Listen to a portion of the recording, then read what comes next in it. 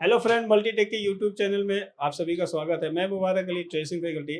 आज एक नए टॉपिक के साथ हम आए हैं। हम जिस टॉपिक पे बात करने वाले हैं, इस टॉपिक से रिलेटेड अगर मार्केट में देखा जाए तो ऐसी ऐसी प्रॉब्लम आ रही है जिसको सॉल्व करना बहुत डिफिकल्ट का काम होता है। तो आज की जो हमारी टॉपिक रहेगी उसी टॉपिक से बात करते हैं कि अगर इस तरह की प्रॉब्लम किसी भी हैंडसेट में आती है तो उसको कैसे रिपेयर करना है। क्योंकि अगर हम बोर्नियो की बात करें, स्कीमेटिक की बात करें, तो स्कीमेटिक में इस फॉल्ट का कोई सोल्यूशन नहीं दिया गया, मतलब उस मॉडल को अभी तक ज़्यादातर अपडेट नहीं किया है, जिसकी वजह से रिपेयरिंग में बहुत ज़्यादा प्रॉब्लम आ रही है।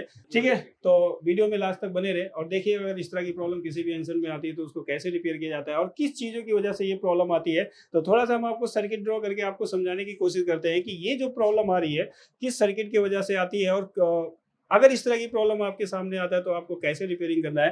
तो जैसा कि हम लोग जानते हैं कि जो हमारा मोबाइल फ़ोन होता है वो जनरेशन के हिसाब से चेंज होता रहा है। ठीक है, first generation, second generation, third, fourth, fifth, आजकल हमारे पास 5G 5 जनरेशन चल रहा है। तो अगर हम देखेंगे जिस चीज़ की हम बात कर रहे हैं आज, हमारी जो बात चल रही है किस पे चल रही है, बी बैट आईडी पे। ठीक है, बी बैड आईडी पे आज हम डिस्कस करेंगे इस वीडियो में कि बी बैड आईडी क्या होता है और इससे क्या क्या प्रॉब्लम आती है। अगर किसी भी आंसर में इससे रिलेटेड प्रॉब्लम आती है तो उसको कैसे सॉल्व किया जाता है, तो इस वीडियो में हम डिस्कस करेंगे। बी बैड आईडी का अगर फुल फॉर्म देखा जाए तो इसका फुल फॉर्म होता है voltage ID. Voltage B bat, voltage bat ID. ID का मतलब होता है आइडेंटिफिकेशन, यानी किसी भी चीज की आइडेंटिफिकेशन करना। ठीक है, तो ये जो बी बैट आईडी होती है हमारे बैटरी कनेक्टर में यूज की जाती है। जैसे बैटरी कनेक्टर देखा, first generation, second generation, third, fourth generation, fifth generation में देखिए तो 4 पिन का बैटरी कनेक्टर यूज किया जाता है। उसमें जो एक सप्लाई हमारी होती है बी बैट आईडी होती है। बी बैट आईडी का मतलब क्या होता है कि इस आईडी सप्लाई के द्वारा सीपीयू ऐसे क्या करता है, हमारे बैटरी को रीड करता है, और जब बैटरी को रीड करता है तभी हमारा मोबाइल फोन ऑपरेट होता है, तभी हमारा मोबाइल फोन चार्ज होता है। अगर बी बैड आईडी की लाइन की प्रॉब्लम आ जाती है, इसकी सप्लाई की प्रॉब्लम आ जाएगी, तो आपका बी बैड आईडी से रिलेटेड प्रॉब्लम जो देखने को मिलता है, एरर से रिलेटेड प्रॉब्लम आती है। अगर इस चीज की हम बात करें तो मोबाइल फोन में दो टाइप से प्रॉब्लम देखने को मिलती है। जैसे कि अगर रियलमी, वीवो, ओप्पो की हम बात करें, रियलमी, ओप्पो, वीवो, अगर इन हैंडसेटों में आईडी की प्रॉब्लम आती है तो पहले अगर हम देखते थे कुछ ओल्ड वर्जन में अगर देखेंगे तो जब चार्ज पे हैंडसेट को लगाते थे तो डिस्प्ले के ऊपर बैटरी एरर का मैसेज शो करता था। बैटरी एरर का मैसेज शो होता था। बैटरी एरर का मतलब है कि सीपीयू ऐसे आपके बैटरी को रीड नहीं कर पा रहा था। जब तक वो रीड नहीं करेगा, जब तक मोबाइल फोन आपका चार्ज नहीं होता था, सेट आपका ऑन नहीं होता था। लेकिन अभी के हैंडसेट में देखेंगे तो बैटरी एरर की प्रॉब्लम कब आती है, वहां पे अब दूसरे तरीके से प्रॉब्लम को दिखाया जा रहा है, जबकि प्रॉब्लम वही होता है, आईडी लाइन की होती है, लेकिन वो प्रॉब्लम समझ में नहीं आता है, जिसकी वजह से रिपेयरिंग करने में बहुत डिफिकल्टी होती है। कि इस तरह की प्रॉब्लम अगर वीवो, ओप्पो, रियलमी में आता है तो कहाँ पे काम करना होता है, किस सप्लाई की वजह से ये प्रॉब्लम आती है। ठीक है, तो पहले के हैंडसेट में क्या होता था, बैटरी एरर का मैसेज दिखाता था, या अगर आप देखते थे तो बहुत सारे हैंडसेट में क्या होता था कि जब मोबाइल फोन को चार्ज पे लगाते थे तो 50% चार्ज स्टार्ट करता था। कभी भी आप देखिए, अगर पुराने हैंडसेटों में देखेंगे तो जो आईडी लाइन की प्रॉब्लम आती है तो जब भी आप उसको लगाएंगे तो 50% से चार्जिंग स्टार्ट करता था। जब भी आप लगाएंगे, कभी भी आप लगाइए, 50% ही दिखाता रहता था और वो मोबाइल फोन चार्ज नहीं होता था। इसका मतलब वो दिखा रहा था एरर की प्रॉब्लम शो होता है। मतलब उसका मतलब ये हुआ कि मोबाइल फोन में कोई ना कोई एरर की प्रॉब्लम है, किसी ना किसी सप्लाई की वजह से ये प्रॉब्लम आती थी, जिसकी वजह से वो आपका वर्क नहीं करता था। जब भी आप चार्ज पे लगाते थे तो यही प्रॉब्लम शो करता था। ठीक है, तो पहले के हैंडसेट में ऐसी प्रॉब्लम आती थी, लेकिन अभी के रियलमी, वीवो, ओप्पो में देखा जाए तो इसमें जो अब प्रॉब्लम आ रही है तो इन्होंने चेंज कर दिया। पहले जो आईडी लाइन का यूज होता है, देखिए मोबाइल फोन में अगर कोई भी चीज एक्सटर्नल लगाते हैं बाहर से, चाहे वो डिस्प्ले हो, सिम हो, बहुत सारी चीजें होती है, सीपीयू ऐसी सबसे पहले उसकी आइडेंटिफिकेशन करता है। सबसे पहले आइडेंटिफाई करेगा तभी उस सर्किट को वर्क करने देता है। तो उसी तरह आईडी लाइन होती थी। आईडी लाइन से क्या करता था, सीपीयू ऐसी बैटरी की स्टेटस को चेक करता था कि बैटरी आपकी लगी है, प्रॉपर है कि नहीं, वोल्टेजेस उसमें कितने, एम्पियर कितने उसमें है, तो उसके हिसाब से उस बैटरी को ऑपरेट करता था। लेकिन अभी के हैंडसेट में अगर देखेंगे, अगर आईडी लाइन में प्रॉब्लम आ जाती है तो जब भी आईडी लाइन में प्रॉब्लम होगा तो इस तरीके से एरर का मैसेज आ जाता है जब हम मोबाइल फोन को चार्ज पे लगाते हैं। अगर किसी भी हैंडसेट में और किसी भी आंसर को चार्ज पे लगाने पे अगर इस तरीके से प्रॉब्लम शो हो रहा है तो इसका मतलब प्रॉब्लम होती है कि आईडी लाइन की होती है। जब तक आप आईडी लाइन को ओके नहीं करोगे, जब तक ये प्रॉब्लम आपकी सॉल्व नहीं होती है। तो ये कुछ पुराने हैंडसेट में इस तरीके से प्रॉब्लम शो होती थी। लेकिन अभी लेटेस्ट अगर हम बात करें, रियलमी, वीवो, ओप्पो की लेटेस्ट हैंडसेट की बात करें, तो उन्होंने क्या कर दिया, एरर की जगह अब दूसरा मैसेज शो होना शुरू हो गया, जिसकी वजह से कंफ्यूजन होता है कि ये जो प्रॉब्लम आ रही है वो किसकी आ रही है, किस सप्लाई की प्रॉब्लम है, कहाँ पे काम करना है, उसमें थोड़ा समझने में डिफिकल्टी होती है। तो अगर लेटेस्ट में देखें, लेटेस्ट हैंडसेट में अगर हम देखें, तो जो अब प्रॉब्लम आ रही है, जब हैंडसेट को आप चार्ज पे लगाओगे, चार्ज पर लगाने पर आपको दिखाता है unable to charge, unable to charge, मतलब चार्ज कर नहीं पाता है, मतलब चार्जिंग नहीं करेगा, यानी अनेबल है, मतलब उसको चार्ज नहीं कर सकता है। इस तरीके से मैसेज शो होता है। वीवो, ओप्पो के, रियलमी के हैंडसेट में देखोगे, कभी भी चार्ज पे लगाइए तो उस हैंडसेट में इस तरीके से प्रॉब्लम आती है, अनेबल टू चार्ज, और प्लीज कॉन्टेक्ट सर्विस रिलेटेड या कंसल्ट द सर्विस रिलेटेड, यानी जिससे आपने मोबाइल फोन को परचेज किया, आप उससे कंसल्ट करके पूछिए कि ये प्रॉब्लम किसकी वजह से आई।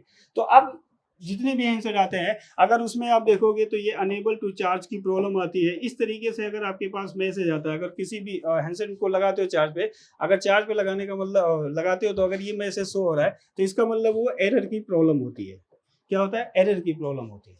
अगर इस तरह की प्रॉब्लम आ रही है, तो आपको किस पे काम करना है? आईडी लाइन पे काम करना होता है। लेकिन एक प्रॉब्लम और आती है, अगर आपने देखा होगा बहुत सारे हैंडसेटों में, रियलमी, वीवो, ओप्पो में ही अक्सर ये देखा गया, मीडियाटेक वाले सीपीयू में अगर आप देखिएगा, तो जब उसको चार्ज पे लगाएंगे तो वहां पे लिखा होता है चार्जर एरर होता है, चार्जर एरर, मतलब चार्जर जो आपने लगाया है वो एरर है, उसको रीड नहीं कर पा रहा है सीपीयू आईसी, या पावर आईसी जो होती है, चार्जिंग आईसी जो होती है, या पीएम आईसी होती है जो मीडियाटेक की लगी होती है, वो चार्जर के वोल्टेज को सेंस नहीं कर पाती, जिसकी वजह से चार्जर एरर दिखाती है। अगर चार्जर एरर की प्रॉब्लम है तो इसको काम कहीं और करना होता है, दूसरी सर्किट पे काम करना होगा। लेकिन अनेबल टू चार्ज की अगर प्रॉब्लम आती है किसी भी हैंडसेट में, तो हमें आईडी लाइन पे काम करना होता है, क्योंकि ये जो प्रॉब्लम होती है किसकी होती है? आईडी लाइन की वजह से प्रॉब्लम आती है। तो पहले के हैंडसेट में क्या होता था, जो आईडी लाइन होती थी उसमें वोल्टेज डिवाइडर सर्किट बनाया जाता था। वोल्टेज डिवाइडर सर्किट का मतलब होता है जो इनपुट वोल्टेज है उसको डिवाइड करके जो आउटपुट निकलता था, उस आउटपुट से सीपीयू ऐसी आपकी बैटरी को रीड करता था।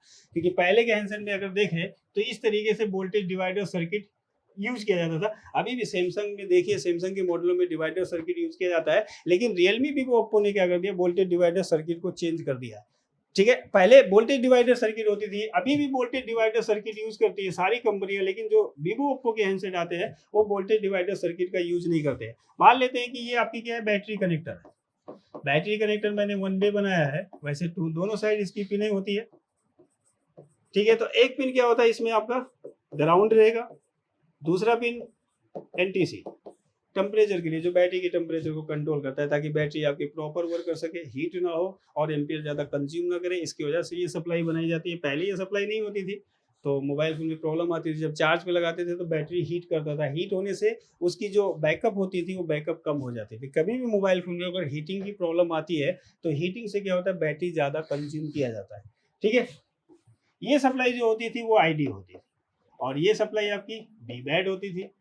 ठीक है, तो आईडी लाइन में अगर देखते थे तो यहाँ पे कुछ पैरेलल कंपोनेंट्स लगे होते थे, जैसे कि ये नॉर्मल आपका पैरेलल डायोड लगा होता था, कैप लगा होता था, और यहाँ पे डिवाइडर सर्किट बनाई जाती थी।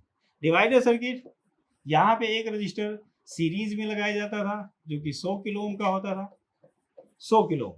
ठीक है, डिवाइडर सर्किट बनता कैसे, जब दो रजिस्टर, एक रजिस्टर सीरीज को में और एक रजिस्टर को पैरेलल में लगा दिया जाए तो हमारा डिवाइडर सर्किट बन जाता है। यानी वहां पे जो भी इनपुट वोल्टेज दिया जाएगा उस इनपुट वोल्टेज को वो डिवाइड कर देते हैं दोनों रजिस्टर मिलकर, इसीलिए उसको वोल्टेज डिवाइडर सर्किट कहा गया।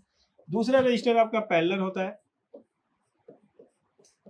ठीक है, ए बी आपका 100 किलो ओम का होता था, और ये जो सप्लाई आती थी वो आपकी पीएमआईसी से दी जाती थी वोल्टेज, क्योंकि ऑपरेट जो करा रहा था वो सीपीयू आईसी ऑपरेट कराता था। इनपुट वोल्टेज जो देती थी वो पावर आईसी वोल्टेज यहाँ पे भेजती थी, और यहाँ पे जो वोल्टेज आता था वो वोल्टेज होता था आपका 1.8 वोल्टेज। अब यहाँ पे अगर हम देखते थे विदाउट बैटरी, अगर हम चेक करें, विदाउट बैटरी अगर हम चेक करते थे तो यहाँ पे हमको विदाउट बैटरी 1.8 वोल्टेज देखने को मिलता है। विदाउट बैटरी कभी भी आप चेक कीजिए आईडी लाइन पे, विदाउट बैटरी आपको 1.8 वोल्टेज देखने को मिलेगा। लेकिन जैसे ही बैटरी हम लगाते थे तो वो जो वोल्टेज आता था, इनपुट वोल्टेज, देखो सर्किट एक्टिवेट कब होता है, जब हम लोड डालते हैं। लोड कब पड़ेगा, जब हम बैटरी को लगाएंगे, तभी तो हमारा डिवाइडर सर्किट बनेगा। अगर बैटरी को हमने रिमूव कर दिया, अब हम उस हैंडसेट को चार्ज पर लगा के देखेंगे तो यहाँ पे 1.8 वोल्टेज शो होता है। इसका मतलब डिवाइडर सर्किट अभी आपका एक्टिव नहीं हुआ। डिवाइडर सर्किट एक्टिव कब होगा? जब हम बैटरी को कनेक्ट करेंगे, और जैसे बैटरी लगाते थे तो वोल्टेज डिवाइडर इसी वोल्टेज को दोनों रजिस्टर मिलकर क्या करते थे? डिवाइड करते थे, और डिवाइड कर देते थे तो उसी वोल्टेज से सीपीयू आईसी आपके बैटरी को रीड करता है, बैटरी को आइडेंटिफाई कर लेता था कि बैटरी आपकी प्रॉपर लगी है। और जैसे ही आउटपुट में हल्का सा भी वोल्टेज ड्रॉप होता, हल्का सा वोल्टेज हाई होता, सीपीयू आईसी को पता चल जाता है कि इस सर्किट में प्रॉब्लम है। तुरंत वो आपके डिस्प्ले पे एक मैसेज दिखा देता है कि आपके मोबाइल फोन में ये प्रॉब्लम है। जब तक आप उस प्रॉब्लम को सॉल्व नहीं करोगे, जब तक मोबाइल फोन आपका चार्ज नहीं होता है। ठीक है, तो विदाउट बैटरी कितना देखने को मिलता है?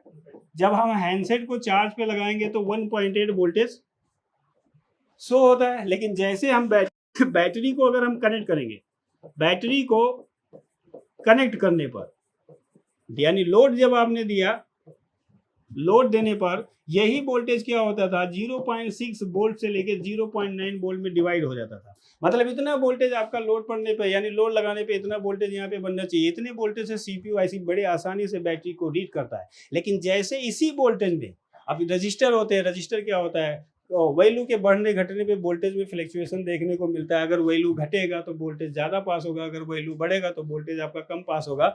और यही से जो आउटपुट निकलता था, उसी आउटपुट से सीपीयू आईसी क्या करता था? आपके बैटरी को रीड करता था। ये आपका सीपीयू आईसी, ठीक है। तो यहाँ से जो आपका आउटपुट होता वो 0.6 वोल्ट से लेके 0.9। आज भी सैमसंग के हैंडसेट में देखिए टेम्परेचर की प्रॉब्लम आती है तो उसमें यही सर्किट का यूज किया जाता है। इसी सर्किट को लगाकर वो आईडी लाइन को, यानी टेम्परेचर लाइन को कंट्रोल करते हैं। तो ये होता था पहले के हैंडसेट में, लेकिन इन्होंने क्या कर दिया? लेटेस्ट में सर्किट को चेंज कर दिया। अब सर्किट चेंज होने से इनकी जो पहले मैसेज आते थे, बैटरी एरर की प्रॉब्लम आती थी या 50% से चार्ज स्टार्ट होता था, अभी वहां पे उस तरह का मैसेज नहीं शो होता है। वहां पे जो शो होता है अनेबल टू चार्ज होता है। ठीक है, तो आज की जो प्रॉब्लम, इस तरह की जो प्रॉब्लम आती है वीवो, ओप्पो, रियलमी में, यही ज्यादातर प्रॉब्लम आती है। एनेबल टू चार्ज आता है, जब तक आप उसकी प्रॉब्लम नहीं सॉल्व करेंगे मोबाइल फोन आपका चार्ज नहीं होता है। तो आज हमारे पास जो एक मोबाइल फोन है, सेम प्रॉब्लम उसमें वही है कि जब उसे चार्ज पे लगाते हैं तो जैसे ही उसका सिंबल शो करता है, सिंबल शो करने के बाद आपको बैटरी लोगो दिखाता है, यानी एक मैसेज दिखाता है, अनेबल टू चार्ज का मैसेज दिखाता है। और जब तक वो मैसेज दिखाता रहेगा, जब तक मोबाइल फोन चार्ज नहीं होता है। तो इसी से रिलेटेड हमारा आज का जो टॉपिक है, इसी से रिलेटेड है। और हम देखते हैं कि अगर इस तरह की प्रॉब्लम किसी भी हैंडसेट में आती है तो उसको कैसे रिपेयर करते हैं। ठीक है, तो अगर किसी भी हैंडसेट में अगर इस तरह की प्रॉब्लम आती है, कभी भी अगर आपके पास आए, तो आपको कहाँ पे काम करना है? आईडी लाइन पे काम करते हैं। तो हमारे पास जो मोबाइल फोन है, सेम उसमें प्रॉब्लम यही है कि जब उसको चार्ज पे लगाते हैं तो वहां पे लिखा आता है अनेबल टू चार्ज। तो हम नेक्स्ट वीडियो में आपको प्रैक्टिकली करके आपको बताएंगे कि अगर इस तरह की प्रॉब्लम वीवो, ओप्पो के, रियलमी के हैंडसेट में कभी भी ये प्रॉब्लम आती है किसी भी हैंडसेट में, तो उसको कैसे रिपेयर किया जाता है, स्टेप बाय स्टेप हम नेक्स्ट वीडियो में आपको बताएंगे।